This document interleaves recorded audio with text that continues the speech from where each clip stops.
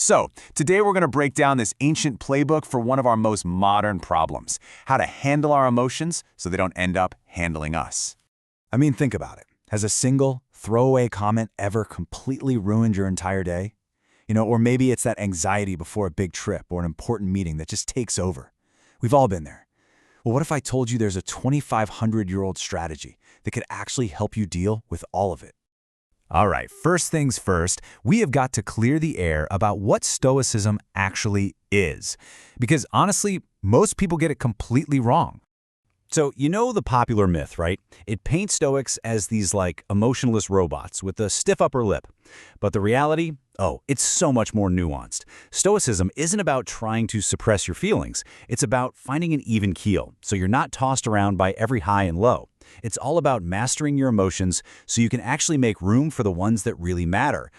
Love, joy, connection. So how do we even start? Well, we start with a really foundational idea. And this one, it can totally reframe how you see hardship. It's this idea that we often add our own layer of suffering on top of any painful event. In this quote from Marcus Aurelius, it's just brilliant. It's a huge reminder that the world is, at its core, impersonal. It's not out to get you, it's not singling you out. So when we take things personally, when we add all that resentment and bitterness, guess who we're punishing? Ourselves. That's it. The world doesn't care. It doesn't even notice.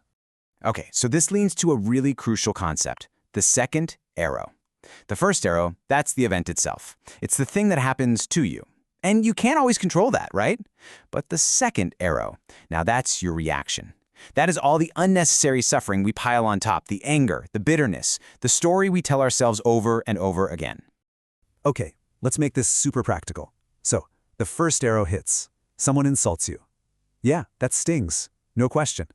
But then, what do? We often fire a second arrow right at ourselves by choosing to get angry, replaying that insult in our heads, and letting it completely ruin our day. Look, you don't control that first arrow, but that second one, that's 100% on you.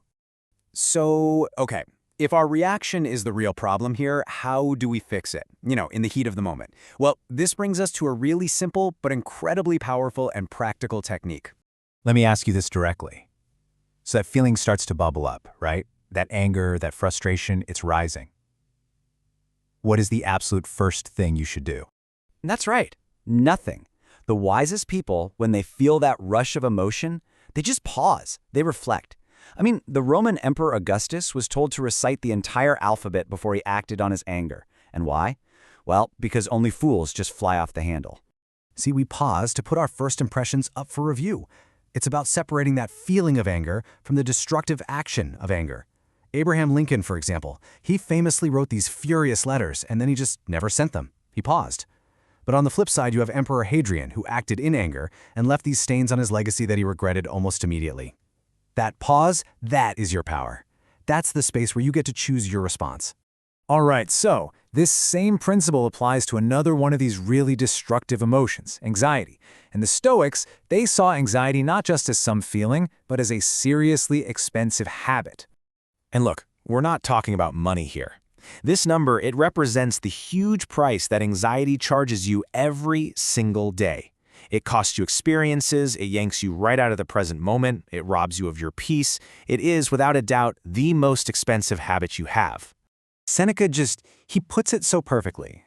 See, anxiety makes you suffer early, and it makes you suffer extra.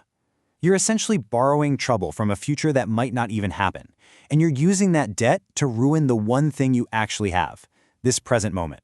So here's the crucial point, right? We have to distinguish between useless panic and useful preparation. Anxiety, that's just spiraling into negativity, catastrophizing about everything.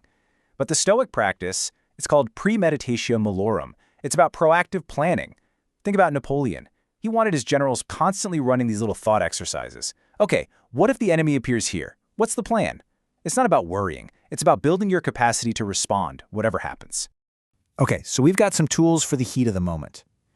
But Stoicism is also about cultivating a mindset for the long haul. It's really about endurance.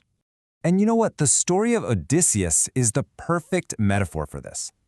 After a 10-year war, the guy faces another 10-year journey just to get home. A journey filled with storms and monsters and just one setback after another. Life isn't just one obstacle. It's a whole series of them. It's an odyssey. So the real question is, how do you get through it? And this is where we have to distinguish between two really important ideas. Persistence, that's an action, right? It's like hammering away at a rock. But perseverance, that's a will. It's that deep-seated endurance to just keep going through round after round after round of setbacks. It is all about playing the long game. The philosopher Epictetus, he boiled all of this down to just 3 words: persist and resist. Basically, persist in your positive actions and resist being thrown off course by all those negative emotions, temptations, and frustrations. That is how you complete your odyssey. So what's the goal of all this anyway? It's not to have some gray, bland, emotionless existence. No way. The goal is Stoic joy. And what's so interesting is where they found this joy. It was in being free of all the destructive emotions, so you could be full of the constructive ones, especially love and kindness.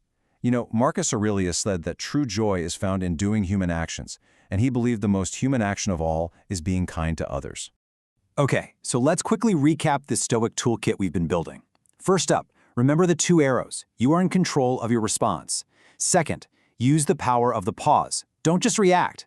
Third, start to see anxiety for what it is, that expensive habit of suffering way more than you need to.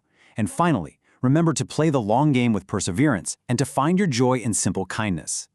And that kind of leaves us with one final thought. The ultimate goal here isn't just about feeling less bad, it's about feeling more good. And you get there through action. So if the Stoics were right about all of this, what is one kind action you can take right now, today?